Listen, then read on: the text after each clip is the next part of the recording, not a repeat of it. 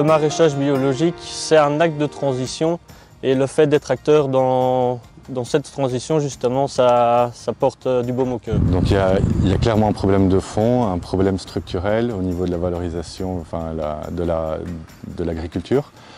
Voilà, les prix sont trop bas, clairement trop bas pour être attirant finalement pour quelqu'un qui veut se lancer dans ce métier. Donc voilà, ceux qui se lancent dans ce métier sont des passionnés, des casse-gueules, voilà, on pourrait on se lance comme on dit, ouais, sans savoir vraiment où est-ce qu'on atterrit. C'est de passion, on aime ce qu'on fait, on aime produire, mais derrière, s'il n'y a personne qui nous achète nos productions, ça n'a aucun intérêt. Ce ne sont pas les grandes surfaces ou les gros acheteurs qui vont nous faire vivre.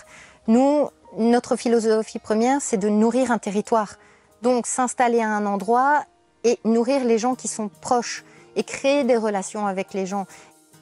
J'utilise mon choix de consommation comme je vais voter. Et le choix de consommation, on peut le faire tous les jours.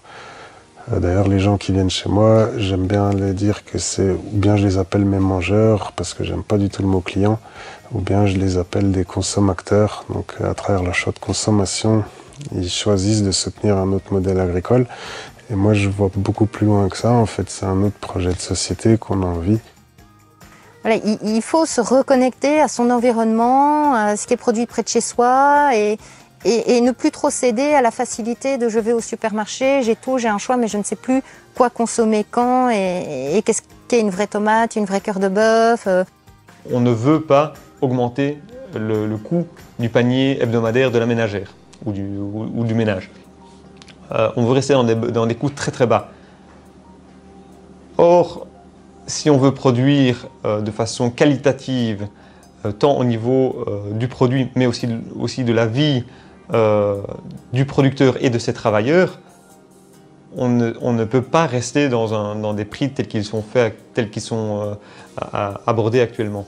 Donc après 2 ans d'activité, je ne dégage toujours quasiment pas de bénéfices. Après, je me nourris gratuitement. Mais donc il y a une grosse réflexion sur l'avenir de mon projet par rapport au prix essentiellement et par rapport à la charge de travail, à la charge ou à l'impact familial. Donc tout ça se décidera dans l'année ou les 2 ans à venir.